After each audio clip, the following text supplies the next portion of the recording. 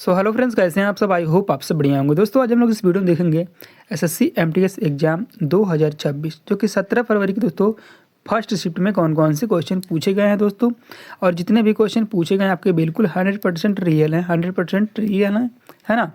और जितने भी क्वेश्चन हम लोग इस वीडियो में डिस्कस करेंगे उनसे संबंधित कुछ महत्वपूर्ण एक्स्ट्रा फैक्ट भी डिस्कस करेंगे जो कि आपके आगामी शिफ्टों में यहाँ से क्वेश्चन देखने को मिलते हैं। ठीक है, तो चलिए दोस्तों बिना समय गवाए वीडियो करते हैं स्टार्ट। दोस्तों पहला क्वेश्चन आपका पूछा गया था कि निम्नलिखित में से किस हिंदू कॉलेज की स्थापना वर्ष 1971 में चेन्नई के तमिलनाडु में की गई थी, है ना।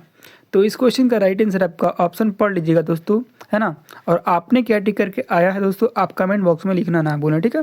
तो इस क्वेश्चन का राइट आंसर आपका ऑप्शन नंबर ए हो जाएगा, धर्ममूर्ति राव बहादुर कला वाला कुंदन चेट्टी हिंदू कॉलेज, है ना। तो इसका राइट आंसर आपका ऑप्शन नंबर ए हो जाएगा। दोस्तों इसकी स्थापना 1971 में चेन्नई के पट्टाभीरम में हुई थी। तो ये डेट आपको ये दोस्तों स्थान आपको ध्यान रखना है ना। पट्टाभीरम में हुई थी हिंदू कॉलेज। यहीं दिल्ली की बात करें दोस्तों, हिंदू कॉलेज दिल्ली की स्थापना कहाँ कब हुई थी, तो ये आपका 1899 में हुई थी। और हिंदू कॉलेज जो कि सोनीपत का है ना, इसकी स्थापना कब हुई थी, तो 1956 में हुई थी हिंदू कॉलेज सोनीपत का, ठीक है।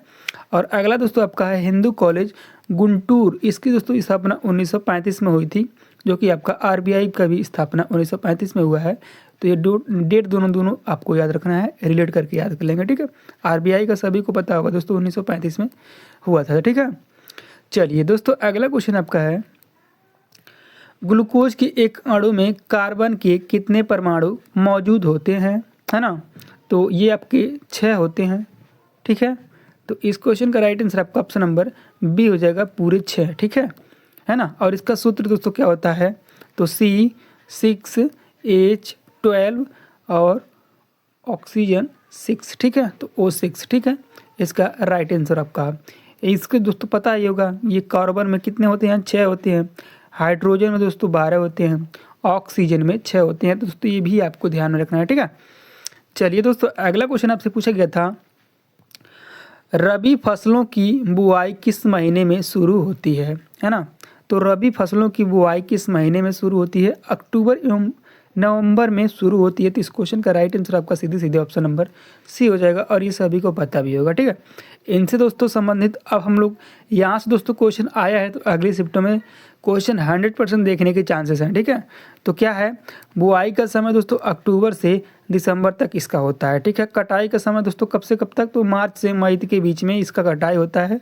क्या, रबी की फसलें, ठीक है। और मुख्य फसलें कौन कौन सी हैं दोस्तों, गेहूँ है, सरसों है, चना है और जौ है और भी मटर भी है, तो ठीक है। तो ये सभी दोस्तों आपको ध्यान में रखना है। ये सब फसलें दोस्तों ज़्यादातर सूखे में होती हैं, है ना। तो वर्षा ऋतु का प्रभाव ज़्यादा इनको मतलब फ़ायदा नहीं करता है, ठीक है, मतलब ज़्यादा, है ना।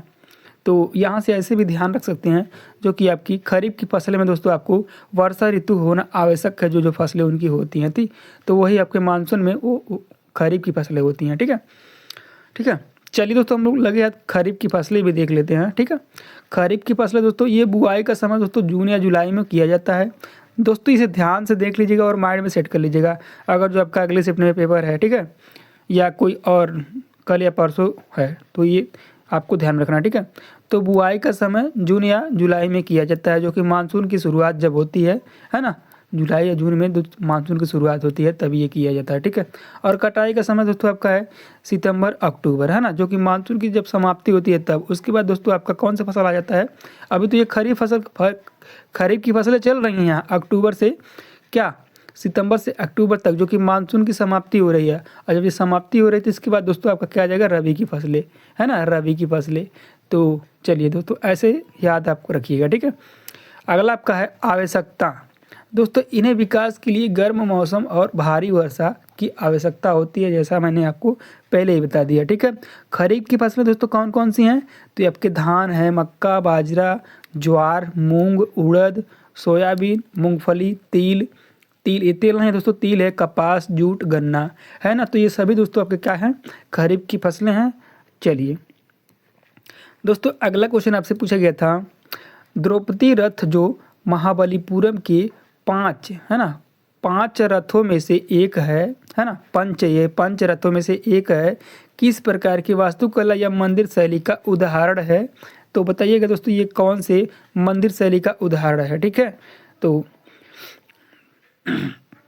इस क्वेश्चन का राइट आंसर आपका ऑप्शन नंबर डी हो जाएगा, जो एकास्मय में जो एकास्मय से पत्थर को काटकर बनाया जाता है ना, बनाया गया मंदिर, तो इसी का ये उदाहरण है। तो इस क्वेश्चन का राइट आंसर आपका ऑप्शन नंबर डी हो जाएगा। दोस्तों अगला क्वेश्चन आपसे पूछा था कि निम्नलिखित में से कौन सा राज्य गण नामक प्रशासनिक इकाइयों में विभाजित था। तो ये दोस्तों कौन सा राज्य था, तो ये आपका गौंड राज्य था। इस क्वेश्चन का राइट आंसर आपका सीधे सीधे ऑप्शन नंबर ए हो जाएगा, ठीक है। दोस्तों अगला क्वेश्चन आपको पूछा था कि मणिपुर का कांग यात्रा है ना, मणिपुर का कांग यात्रा जो रथ यात्रा उत्सव किस महीने में मनाया जाता है। तो ये दोस्तों आपके जून या जुलाई में मनाया जाता है। इस क्वेश्चन का राइट आंसर आपका ऑप्शन नंबर बी हो जाएगा। इनसे संबंधित दोस्तों कुछ हम लोग महत्वपूर्ण एक्स्ट्रा फैक्ट देख लेते हैं। तो यह जगन्नाथ पुरी की रथ यात्रा के समान है ना, तो ये मंदिर क्या है, जगन्नाथ पुरी की रथ यात्रा के समान है, ठीक है। और ये भगवान जगन्नाथ है ना, भगवान जगन्नाथ जो कि उनके भाई बलभद्र और बहन सुभद्रा को समर्पित है, ठीक है। तो ये भी दोस्तों आपको ध्यान रखना है। यह उत्सव 10 दिनों तक चलता है, पूरे 10 दिनों तक चलता है। इसकी शुरुआत 1832 में महाराजा गंभीर सिंह ने की थी, ठीक है। तो ये सभी फैक्ट आपको ध्यान रखना है अगले शिफ्टों के लिए, ठीक है। चलिए दोस्तों अगला क्वेश्चन आपका पूछा गया था, भारत में 2014 से 2025 के बीच कुल कितना प्रत्यक्ष विदेशी निवेश आकर्षित किया गया है ना। तो दोस्तों ये आपका कितना किया गया, 748.38 बिलियन डॉलर। तो इस क्वेश्चन का सीधे सीधे राइट आंसर आपका ऑप्शन नंबर सी हो जाएगा, है ना, 748.38 बिलियन डॉलर, ठीक है। दोस्तों यहाँ से आपको इतना ध्यान रखना है, ठीक है। दोस्तों ये वृद्धि का कितना हुई थी 2014 से 2025 के दौरान, है ना। प्राप्त एफडीआई पिछले दशक 2003 से 2004 तक, है ना, 308.38 बिलियन डॉलर की तुलना में 143% अधिक है ना। तो ये फैक्ट आपको ध्यान रखना है, मोस्ट इम्पोर्टेंट है। एफडीआई भेजने वाले देशों की संख्या दोस्तों आपको ध्यान में रखना है, कब बढ़ी कितनी घटी, है ना। तो 2013 से 2014 में 79 से बढ़कर कितना हो गया, 2024 से 2025 में 112 हो गया। मतलब कितना बढ़ा, 11 और 12, 11-12 कितना होता है दोस्तों, तो आपका 11-12 कितना होता है, तो आपका 23, ठीक है। 11-12 कितना होगा, 23 बढ़ा है, ठीक है। तो ये भी दोस्तों आपको ध्यान में रखना है, ठीक है। चलिए अगला क्वेश्चन आपका पूछा गया था, बौद्ध धर्म के संदर्भ में निम्नलिखित कथनों पर विचार कीजिए, है ना। कथन आपका क्या दिया गया था, पहला कथन आपका दिया गया था कि महायान, है ना, पहला कथन आपका महायान, ये हेडिंग था, ठीक है। यह बौद्ध चिंतन की नई परंपरा थी, है ना। दूसरा आपका है हीनयान, है ना, ये भी आपका हेडिंग थी, यह बौद्ध धर्म की पुरानी या रूढ़िवादी परंपरा थी।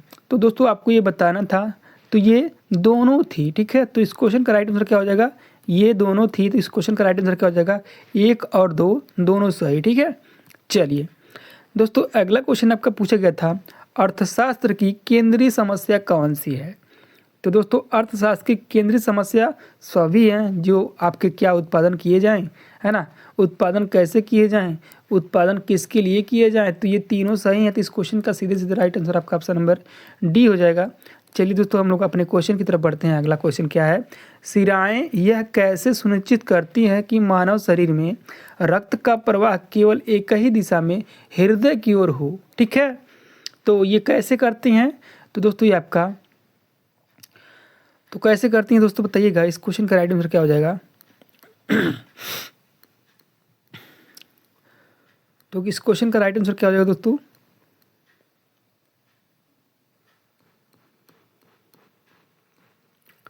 ठीक है। तो इस क्वेश्चन का राइट आंसर आपका ऑप्शन नंबर दोस्तों डी हो जाएगा, क्या, हृदय की पॉपिंग द्वारा, है ना, हृदय की पॉपिंग द्वारा। चलिए इस क्वेश्चन का राइट आंसर आपका ऑप्शन नंबर डी हो जाएगा। अगला क्वेश्चन दोस्तों आपसे पूछा था, निम्नलिखित में से किस कोलाइड में परीक्षित प्रवस्था द्रव के रूप में तथा परिक्षेपण मध्यम ठोस के रूप में होता है। तो दोस्तों ये आपका पनीर, है ना। इस क्वेश्चन का राइट आंसर आपका ऑप्शन नंबर ए हो जाएगा, पनीर के रूप में होता है ना। दोस्तों यहाँ पे कुछ मुझे डाउट लग रहा है, ठीक है। तो यहाँ पे इसका राइट आंसर आपका सिराओं में मौजूद कपाटों द्वारा होता है। इसे एक बार देख लीजिएगा, इसी दोनों में से मुझे डाउट है, ठीक है, ये कंफर्म नहीं पता है, ठीक है। चलिए दोस्तों, अगला क्वेश्चन आपका पूछा गया था अगस्त 2025 में, है ना। आईआईटी है दोस्तों, ये आईआईटी कानपुर द्वारा आयोजित ट्रिप्स 2025 शिखर सम्मेलन का मुख्य विषय क्या था, थीम उसकी पूछी गई थी, क्या था, ठीक है। तो दोस्तों क्या था, तो ये आपका क्या था, तो टेक्नोलॉजी, नहीं सॉरी, यहाँ ये आपका bringing research innovation and policy for a future sustainable future, है ना। तो इस क्वेश्चन का राइट आंसर आपका ऑप्शन नंबर सी हो जाएगा। चलिए दोस्तों, अगला क्वेश्चन आपका पूछा गया था इंग्लिश से, the word which is not a सिनोनियम of the Foy is, है ना। तो इसका आपको सिनोनियम से बताना था, ठीक है, अगर जो नहीं पूछा रहेगा तो, ठीक है। तो इसका दोस्तों आपका फ्रेंड होगा। इस क्वेश्चन का राइट आंसर आपका ऑप्शन नंबर डी हो जाएगा। दोस्तों अगला आपका है which of the following is the antonym of the word ancient का ना। एंशिएंट का दोस्तों आपका क्या होता है, ये आपका मॉडर्न होता है। इस क्वेश्चन का राइट आंसर आपका ऑप्शन नंबर सी हो जाएगा, सॉरी ए हो जाएगा। Select the option in which the word, है ना, साइनोर्स, है ना, साइनोर्स इज द यूज्ड करेक्टली। तो इस क्वेश्चन का राइट आंसर आपका क्या हो जाएगा दोस्तों, बताइएगा। तो इसका दोस्तों राइट आंसर आपका ऑप्शन नंबर ए हो जाएगा। दोस्तों अगर जो आपका क्वेश्चन ये पूछा था, ठीक है, क्वेश्चन कंफर्म नहीं है, है ना। अगर दोस्तों आपका इसका स्पेलिंग पूछा होगा, है ना, तो SCYNOSURE, ठीक है। तो इसका राइट आंसर आपका ये हो जाएगा। जो आपका स्पेलिंग पूछा होगा तब स्पेलिंग आपको सामने दिख भी रहा हो। चलिए दोस्तों, अगला क्वेश्चन हम लोग देख लेते हैं। अगला क्वेश्चन कौन सा पूछा गया था दोस्तों, अगला है दोस्तों, भवैया किस राज्य का लोकप्रिय संगीत है, लोक संगीत है। तो किस राज्य का है ये, बताइएगा, ये किस राज्य का दोस्तों। तो दोस्तों ये आपका पश्चिम बंगाल का है, ठीक है, पश्चिम बंगाल। इस क्वेश्चन का राइट आंसर आपका ऑप्शन नंबर सी हो जाएगा। दोस्तों अगला क्वेश्चन आपको पूछा गया था भांकोरा किस भारतीय राज्य का लोक नृत्य है, ठीक है, लोक नृत्य है। तो बताइएगा इस क्वेश्चन का राइट आंसर क्या हो जाएगा। तो इस क्वेश्चन का राइट आंसर आपका क्या हो जाएगा, उत्तराखंड, ठीक है। चलिए ठीक है दोस्तों, हम लोग लोक नृत्य से दोस्तों ज़्यादा पूछ रहा है तो कुछ देख लेते हैं, है ना, ठीक है। और जनजाति से दोस्तों क्वेश्चन पूछा जाता है, ठीक है। और दोस्तों मैं बता रहा हूँ आपको क्या क्या आपको टॉपिक पूरे अच्छे तरीके से तैयार करना है, ठीक है। आपको एक जनगणना तैयार कर लीजिए, है ना, जनगणना। दूसरा बुक ऑथर तैयार कर लीजिए, है ना, ऑथर, बुक्स के ऑथर, ठीक है, बुक्स के ऑथर, ठीक है, इसे तैयार कर लीजिए। और तीसरा दोस्तों आपको खेले में कौन कौन से शब्द होते हैं, है ना, कौन कौन से कप मिलते हैं, ये भी आपको ध्यान में रखना है। यहाँ से क्वेश्चन अगले शिफ्ट में देखने को पक्का ही मिलेगा, ठीक है। और एक दोस्तों और क्या आपको याद रखना है, क्या याद रखना है, भारतीय का जितना भी लोक नृत्य है ज़्यादातर दोस्तों सेवन सिस्टर के, है ना, सेवन सिस्टर के, उनको दोस्तों आपको ध्यान रखना है उनका लोक नृत्य कौन कौन सा है और वो कौन सा उत्सव जनजातियाँ मनाती हैं, ये दोस्तों आपको कवर कर लेना है, ठीक है। यहाँ से क्वेश्चन आपको देखने को पक्का ही मिलेगा आपकी शिफ्ट में, ठीक है। तो ये सभी टॉपिक हैं, आपको ध्यान से इसे रट लेना है। आपका 2 दिन मिला है, आपको 2 दिन में रट लेना है, ठीक है। अगर जो आपका 16, 17, 18 में हो तो 18 या 19 में तो 19 में। दोस्तों आपको जितना टाइम मिले दोस्तों यही टॉपिक आपको रट लेना है, यही इसके क्वेश्चन आ रहे हैं, ठीक है। तो चलिए दोस्तों हम लोग कुछ और भी महत्वपूर्ण क्वेश्चन देख लेते हैं जो कि आपके एग्जाम पॉइंट ऑफ व्यू से दोस्तों